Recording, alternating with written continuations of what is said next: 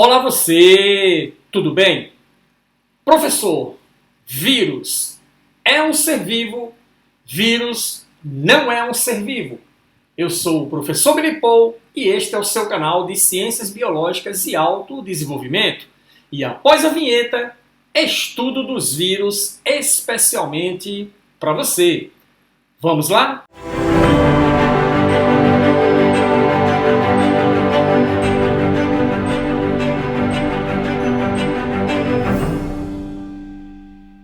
Vamos então iniciar a nossa aula sobre vírus. Reino vírus, um grupo de organismo vivo que está à parte da classificação normal de reinos, reino Monera, reino Protista, reino Fungi, Animalia e Plantae. Tá? Os vírus eles se colocam fora desse sistema de classificação. Por quê, professor? Porque nesse sistema de classificação estão enquadrados todos os organismos vivos que são celulares. E os vírus são partículas específicas acelulares, não são constituídos por células. O que nós podemos colocar a respeito de vírus?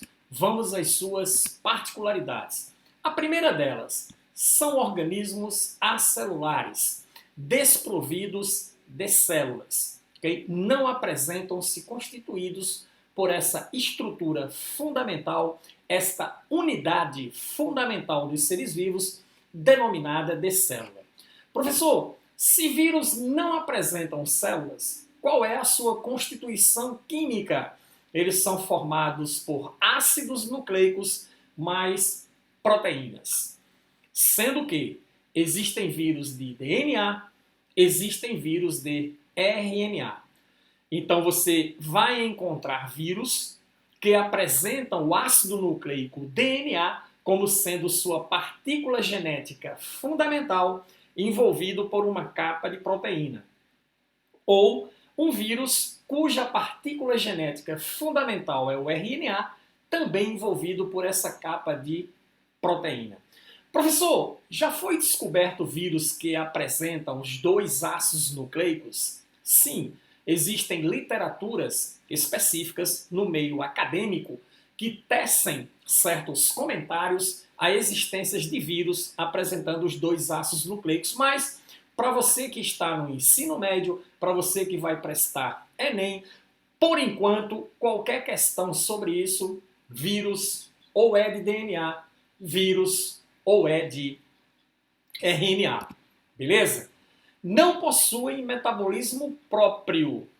Vírus não desenvolvem, não executam nenhum processo metabólico no interior de sua estrutura, ok? Só reproduzem no interior de células vivas. Isso, pelo fato de não terem metabolismo próprio, se utilizam do metabolismo de células. E qual o interesse dos vírus em células? Exatamente este, se utilizar do metabolismo celular para as suas atividades reprodutivas. Só que neste processo causam infecções, destroem células, prejudicando os seres vivos hospedeiros destes vírus, ok? Por esse motivo, são considerados parasitas intracelulares obrigatórios. Professor, existem vírus de vida livre? Não há vírus de vida livre. Todo vírus é um parasita de célula. Todo vírus depende de uma célula para o seu processo reprodutivo.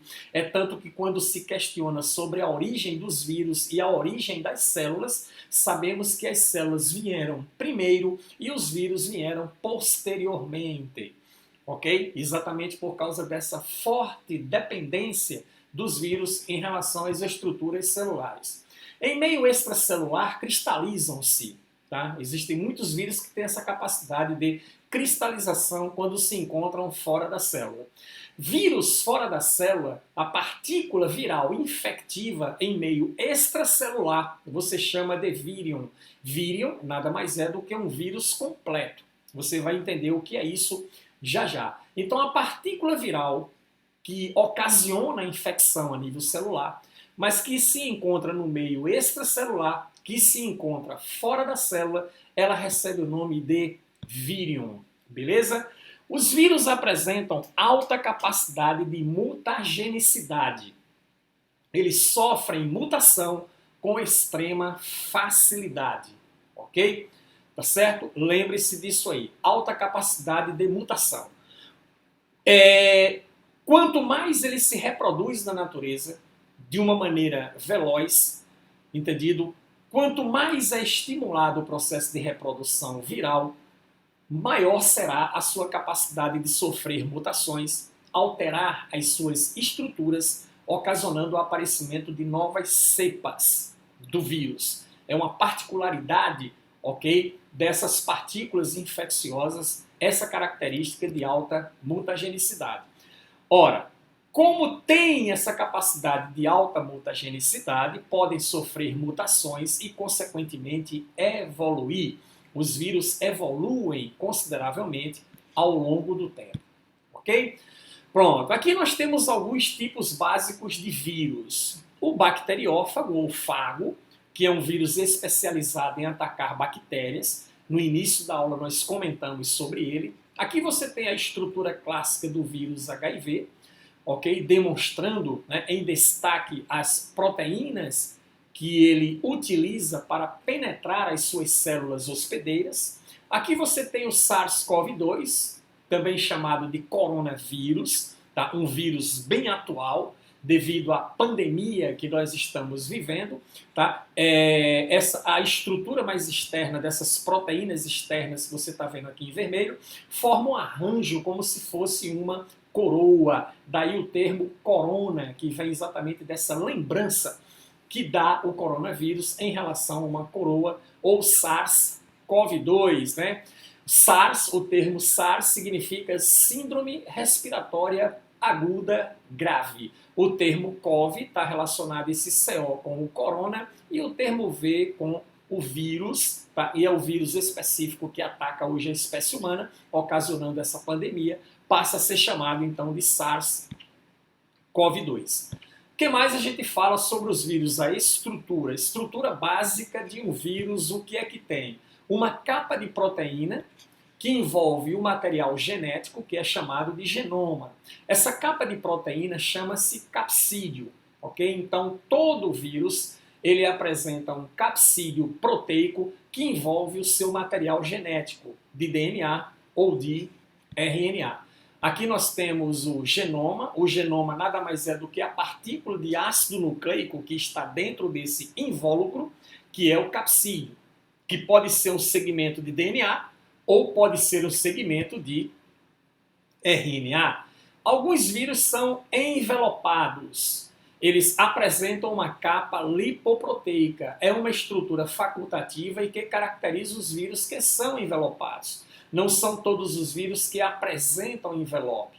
O HIV tem, o coronavírus também tem, tá? Pelo fato desse envelope ser lipoproteico, por isso essa condição de asepsia de mãos, tá? Para proteção em relação ao coronavírus, utilizando detergente, utilizando álcool em gel, porque essas substâncias dissolvem, tá certo? Essa capa lipoproteica do vírus, tornando o vírus não funcional. Ele só é funcional se ele tiver essa capa lipoproteica. A gente vai entender por quê. Daqui a pouco a gente fala mais sobre isso e teremos uma aula no canal, tá, exclusiva sobre coronavírus para você assistir. Beleza? Então se inscreva, ative as notificações. Tá certo? Ok? Vamos falar um pouco então sobre essa estrutura viral. Pegamos como exemplo aqui o vírus da hepatite B, que é esse vírus que você está vendo aqui. Olha só que coisa interessante. Ele tem um envelope externo, que é essa estrutura aqui, ó, por onde eu estou passando aqui o mouse.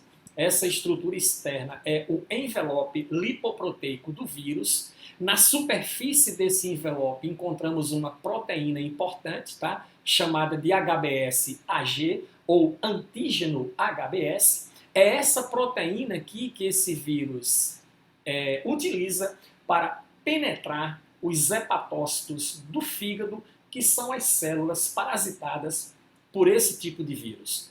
Dentro dessa capa, desse envelope lipoproteico, você encontra o capsídeo viral, que é toda essa estrutura aqui que você está vendo.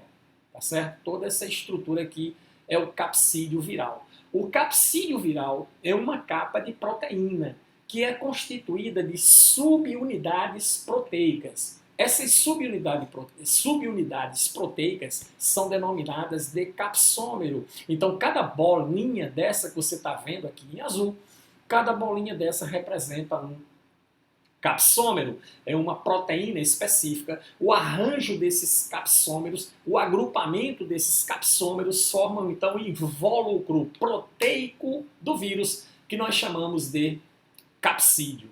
Beleza ou não? Dentro desse capsídeo você vai encontrar um espaço interno. Esse espaço interno é chamado de core ou cerne. Dentro aqui você vai encontrar, no caso do vírus da hepatite B, olha só, dá para você reconhecer isso aqui. Isso aqui é uma molécula de DNA, caracterizando então o vírus da hepatite B como um adenovírus. Vírus de RNA são denominados, classificados como adenovírus, ok? O capsídeo do vírus, juntamente com o genoma, o ácido nucleico, no nosso caso aqui o DNA, caracteriza o genoma do vírus. Quando você relaciona o capsídeo juntamente com o genoma, você tem o que é chamado de nucleocapsídeo, tá? Só para a gente ter uma ideia aqui da estrutura básica de um vírus. Aqui você tem o bacteriófago ou fago, que é um vírus especializado em atacar bactérias. Tá? Ele tem uma cabeça, que é essa estrutura aqui, onde essa cabeça é formada pelo capsídeo, e dentro desse capsídeo eu vou encontrar o filamento de DNA. É o nucleocapsídeo característico desse vírus, do vírus fago. Associado a essa cabeça você tem uma bainha. Na parte inferior da bainha você tem uma base associada a certos filamentos de proteína, tá? Que é a região caudal do vírus. Esses filamentos proteicos, tá? Eles estão associados à necessidade desse vírus de penetrar, tá certo? As sofisticadas paredes celulares das bactérias. Então esses filamentos facilitam a ancoragem do vírus às paredes celulares bacterianas para que ele possa então realizar o seu ciclo reprodutivo infectando as células de bactéria. Uma bactéria que os fagos adoram parasitar é a Escherichia coli, também conhecida como E. coli, a bactéria dos coliformes fecais, tá? Uma das bactérias mais comumente encontradas da natureza, inclusive nas fezes humanas. Beleza? Aqui nós temos um outro vírus conhecido também, que é o HIV, o vírus da imunodeficiência humana. Esse vírus apresenta um envelope, ele é um vírus envelopado. Essa estrutura aqui em rosa é o envelope. Tá certo? Dentro você vai encontrar o capsídeo proteico e no interior desse capsídeo proteico o genoma do vírus, que caracteriza-se por duas moléculas de RNA, ok? Já que o vírus HIV é um vírus de RNA. Outro detalhe importante sobre ele é que ele carrega também as suas enzimas específicas para os seus processos metabólicos, que não são realizados por ele, mas tá, ele incrementa esse processo metabólico no interior das células. Essas enzimas são muito importantes para a reprodução do vírus HIV, que você pode assistir a nossa videoaula sobre HIV para você entender como funciona o ciclo evolutivo desse vírus. Importante frisar é que na superfície do envelope você vai encontrar a GP120 e a GP41, que são as duas proteínas específicas que permitem esse vírus penetrar as células que ele parasita, que são os linfócitos CD4, células importantíssimas, tá, para a indução da produção de anticorpos do organismo. Então são essas células que ele ataca. Por isso que o vírus HIV ele é imunossupressor. Ele deprime o sistema de defesa imunológico, porque uma das células mais importantes da defesa humoral são atacadas pela atividade do vírus HIV. E aqui nós temos o SARS-CoV-2. Tá? Nós temos a aula no nosso canal sobre coronavírus, tudo sobre o coronavírus. Aqui é somente para você entender o aspecto estrutural dos vírus. Você vai encontrar o envelope, tá? do coronavírus, ok? Aqui você tem o ácido nucleico do coronavírus, que é um ácido nucleico de RNA. Na superfície desse envelope você vai encontrar algumas proteínas importantes, tá? Como a proteína M, a proteína E do envelope, tá? E a proteína spike, ou proteína S. Essa proteína aqui é ela quem se acopla ao receptor ACE2 das células do sistema respiratório que o SARS-CoV-2 infecta. Na aula sobre coronavírus, a gente vai entender melhor sobre como esse vírus funciona, porque estudamos lá o ciclo evolutivo. Acesse o canal. Beleza? Muito bem. Continuando aqui, falando um pouco mais sobre as características virais, vamos então para o aspecto da reprodução.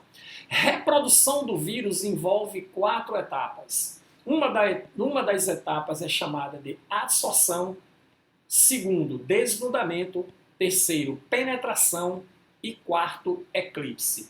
A adsorção é a aderência do vírus à célula. Para que o vírus penetre a estrutura celular, ele precisa aderir à estrutura celular. Para que ele consiga fazer isso, ele tem um receptor de membrana no envelope ou no capsídeo, que é compatível com um receptor na membrana da célula. Entendido? No caso do HIV, a GP120 se acopla à proteína CD4 do linfócito, fazendo com que haja a adsorção do vírus e ele então penetre a estrutura celular. O SARS-CoV-2 tem a proteína spike, ou proteína S, que se acopla a ACE2 de células do sistema respiratório, ok? Fazendo com que ele consiga penetrar essas estruturas celulares para desenvolver o seu ciclo evolutivo. Então, esse processo de aderência, que envolve compatibilidade de um receptor nas membranas que compõem o vírus e outro receptor na membrana que compõe a célula, é que permite o processo de aderência ou adsorção viral. Ok? Logo após você tem o desnudamento, que é a quebra do capsídeo. Ele quebra o capsídeo e injeta o DNA dentro da célula. Tem uma observação importante sobre isso, que daqui a pouco nós falamos sobre ela. O item 3 é penetração, entrada do ácido nucleico na célula. Ok? E a fase 4, que é a fase de eclipse, síntese dos constituintes virais. E aí tem um detalhe importante sobre a fase 2, desnudamento, e a fase 3, penetração. Muitos vírus penetram inteiros dentro da estrutura celular e o capsídeo é quebrado dentro da célula, como acontece com os vírus envelopados, tá certo?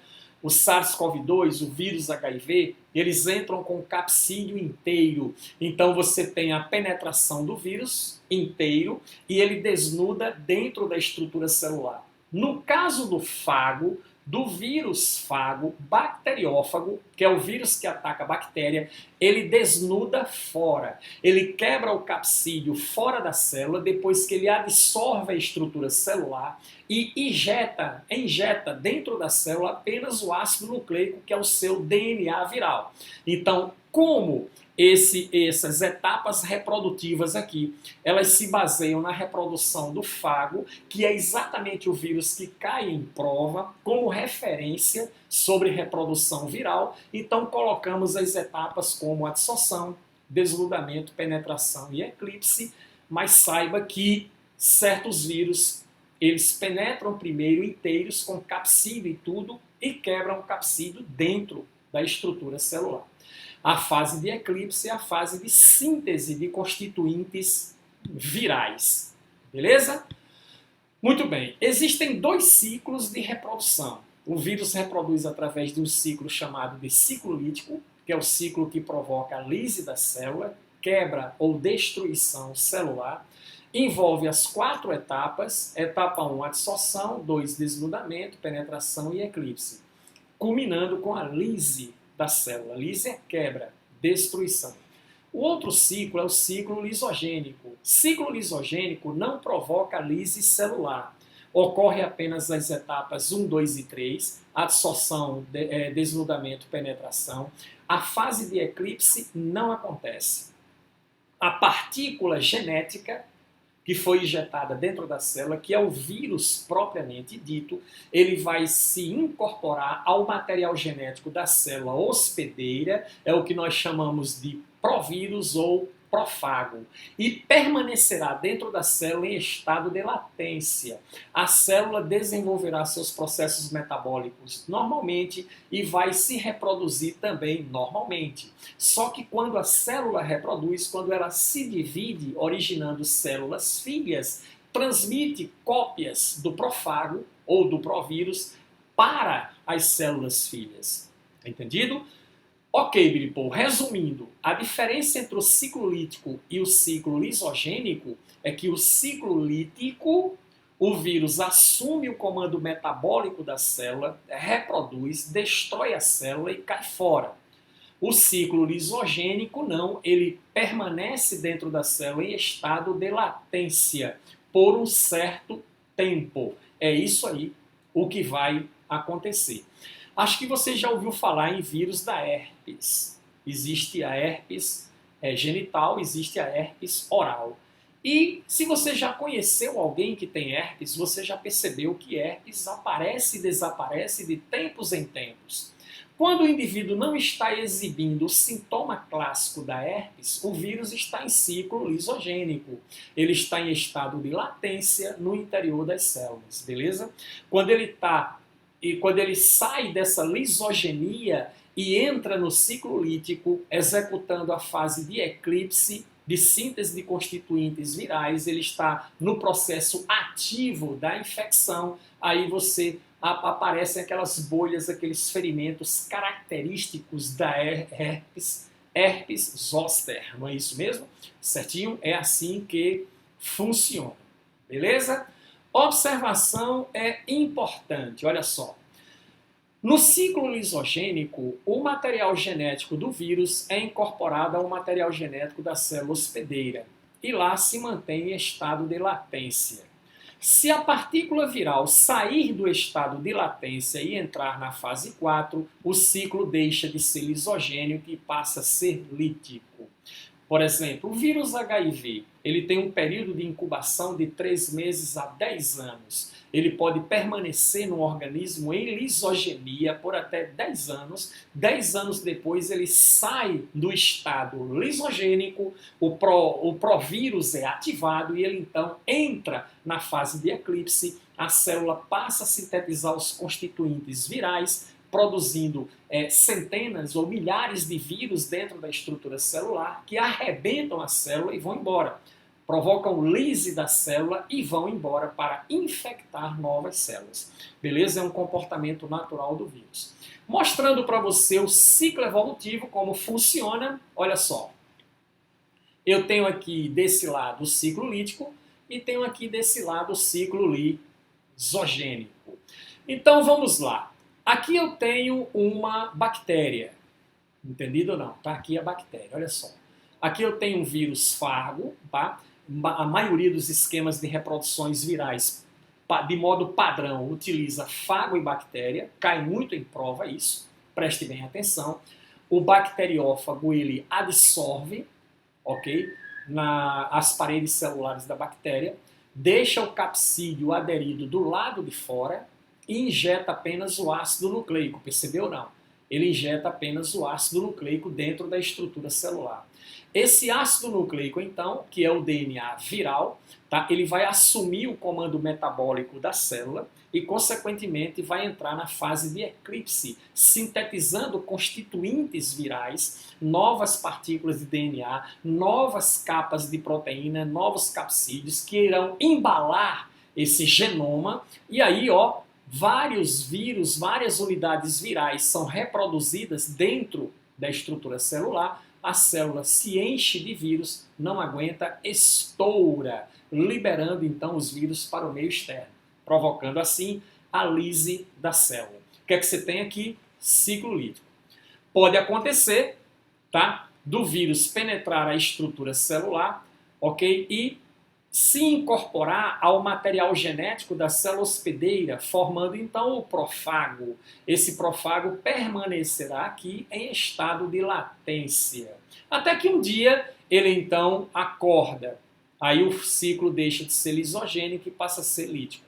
Mas enquanto ele estiver em lisogenia, entendido ou não, a célula vai realizar seus processos metabólicos e de reprodução normalmente. E aí a célula, olha lá, ela está aqui em processo de divisão, mas quando ela reproduz, quando ela se divide, ela transfere cópias, tá, do provírus para as células filhas. Tá? E aí origina uma nova célula filha. Entendido? Então, o que é que nós temos aqui? Ciclo lisogênico. Resumindo, se o vírus entrar dentro da célula, assumir o comando metabólico celular, se reproduzir, provocar lise da célula e cair fora, você tem o ciclo lítico. Se ele se mantiver em estado de latência dentro da estrutura celular e a célula reproduz normalmente, passando o vírus para as células filhas, então você tem o ciclo lisogênico. Lembrando que o ciclo lisogênico converte-se em ciclo lítico, tá certo? Quando o vírus ele sai do estado de lisogenia. Entendido? Certo ou não? Voltando lá para cima, tá? O que é que a gente pode dizer mais? Vamos para cá. Continuando aí, para a gente concluir essa nossa aula sobre vírus. Classificação dos vírus. Muito importante, cai demais em prova. Vamos com calma para você entender como isso funciona. Os vírus de DNA ou adenovírus também são chamados de desoxirribovírus. É um termo mais moderno que é utilizado para classificação de vírus. Um detalhe importante é que você pode ter vírus de DNA de fita dupla, que é o caso do bacteriófago, tá certo? Que é esse vírus aqui, vírus que ataca bactéria. Esse termo DS significa exatamente isso, que esse DNA é um DNA de fita dupla, como os DNAs que comumente nós sabemos, mas eu posso ter também vírus com DNA de fita simples. Esse termo SS significa exatamente isso, que o DNA é de fita simples, tá? Como é o caso do parvovírus, que é esse vírus que está aqui. Billy Paul, quer dizer que tem vírus de DNA de fita dupla e tem vírus de DNA de fita simples? Isso.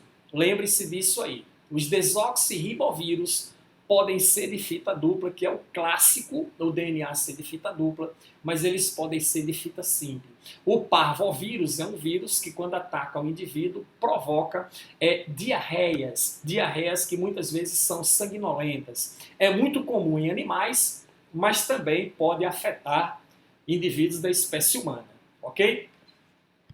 Os demais vírus são os ribovírus, que são vírus cujo ácido nucleico é um ácido nucleico de RNA. Então você tem RNA de fita dupla. É mesmo, professor? Sim. Temos vírus de RNA de fita dupla, que é o rotavírus, tá? O rotavírus é bastante conhecido porque ele afeta recém-nascidos, afeta crianças pequenas, provocando quadros de diarreia intensa, tá certo? Então, o rotavírus ele é muito conhecido no meio médico, exatamente, principalmente por pediatras, porque afeta muito crianças e bebês, com quadros de diarreia muito intensas, ok? O outro tipo é o vírus, que eu quero chamar a sua atenção, os vírus de fita simples. São os que mais caem em prova. Por quê? Você tem o vírus de RNA de fita simples, como é o caso do vírus da dengue, tá certo ou não? Você tem o vírus RNA de fita simples, como é o caso do vírus da influenza, certo ou não? E você tem o famoso retrovírus, que é o caso do vírus HIV. Quero chamar a sua atenção para esses três que estão aí em vermelho. Funciona assim. RNA mensageiro de fita simples positivo ou senso positivo, que é o caso do vírus da dengue, é o caso do coronavírus também. Por que eles recebem essa denominação, Billy Paul? Porque esses vírus de RNA positivo, eles são entendidos pela célula como RNAs mensageiros que podem ser automaticamente lidos pelo ribossomo. Ok? E diretamente utilizados para a síntese proteica. É isso que significa um RNA positivo, ou de senso positivo. Ele é um RNA mensageiro. Ele entra dentro da célula e automaticamente o ribossomo lê esse RNA e converte ele numa informação de proteína. Os RNAs negativos, tá? Eles não são entendidos como RNA mensageiros. Eles terão que ser convertidos para RNA mensageiro, para que então este RNA mensageiro sintetizado a partir do RNA senso negativo ou de fita negativa possa ser então a informação traduzida em proteína. Beleza? E os retrovírus, que convertem o RNA em DNA, que é o caso do HIV, através de uma enzima chamada de transcriptase reversa.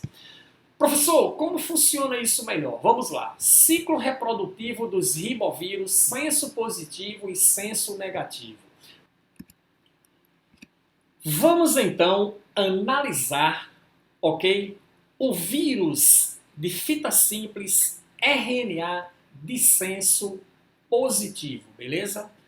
É o RNA que funciona como RNA mensageiro e é utilizado na síntese de proteínas virais. Vamos considerar então, ok, que um vírus qualquer, ele introduziu na célula um RNA mensageiro senso positivo com a seguinte sequência de trincas de bases nitrogenadas: adenina, uracila, adenina, uracila, citosina, citosina, guanina, citosina, uracila, citosina, citosina, uracila. Lembre-se que essa sequência de RNA é um RNA de senso positivo. Ele é capaz de ser utilizado pelo ribossomo para a síntese direta de proteínas. Mas antes disso, é feita uma cópia desse RNA, tá certo? Para uma outra fita de RNA, obedecendo o código de ligação das bases. Adenina se liga a uracila, guanina se liga a citosina. Vejamos aí como é feito isso. Fazendo a síntese de um novo RNA, então, ó, adenina, uracila, adenina, a sequência agora é uracila, adenina, uracila. O CC será AGG, GCU será CGA e CCU será GGA. Observe que, a partir desse RNA de senso positivo, foi transcrito uma nova molécula de RNA, só que essa molécula ela é de RNA negativo. Professor, por que é necessário fazer isso? Porque eu tive um vírus que aderiu à estrutura celular e introduziu dentro da célula, ou mesmo ele penetrou inteiro, e quando foi quebrado o capsídeo, foi liberado dentro da célula uma molécula de RNA mensageiro de senso positivo. Ele então transcreve essa molécula para um RNA mensageiro de senso negativo e agora, pegando essa molécula de RNA de senso negativo, transcrevendo novamente, olha o que vai acontecer. Ok? UAU é AUA, AGG é UCC, CGA é GCU e GGA é CCU. Essa nova sequência aqui, essa sequência neoformada, a partir do RNA de senso negativo, é uma nova molécula de RNA mensageiro de senso positivo, que é o genoma do vírus propriamente dito. Essa sequência aqui, ó, a partir do RNA de senso negativo, eu posso fazer quantas cópias quiser desse RNA aqui de senso negativo, produzindo dezenas, centenas, bilhares, ok, de genomas de senso positivo, de RNAs mensageiros virais. Entendido a situação? Aí podemos dizer, consequentemente, que o RNA negativo neoformado, a partir do RNA de senso positivo que entrou na célula, será utilizado para a síntese de novos genomas e também será utilizado para a síntese de proteínas de capsídeos, ok? O RNA negativo irá sintetizar novos genomas e o RNA positivo formado, esses novos RNAs, parte deles serão utilizados para a fabricação de proteínas de capsídeo, formando novos vírus na fase de eclipse que romperão a célula, provocarão lise celular e serão extravasados para o meio externo, podendo então invadir novas estruturas celulares. Entendido? Vamos então para o RNA de senso negativo. Está aqui ele. Primeiro, não funciona como RNA mensageiro, não é utilizado para síntese proteica. O que é que acontece então? Olha lá. Um vírus de RNA de senso negativo, está aqui ele, certo ou não? Com a seguinte sequência de códons. Eu peguei essa mesma sequência de códons daqui, ó, mesma sequência de trincas, tá aqui. O que é que se faz agora? Síntese a partir desse RNA de senso negativo, formando um novo RNA, não é isso? O AU forma AUA, AGG será UCC, CGA será GCU e GGA será CCU, ok? Esse RNA, ele é um RNA de fita positiva, de senso positivo. Concorda ou não?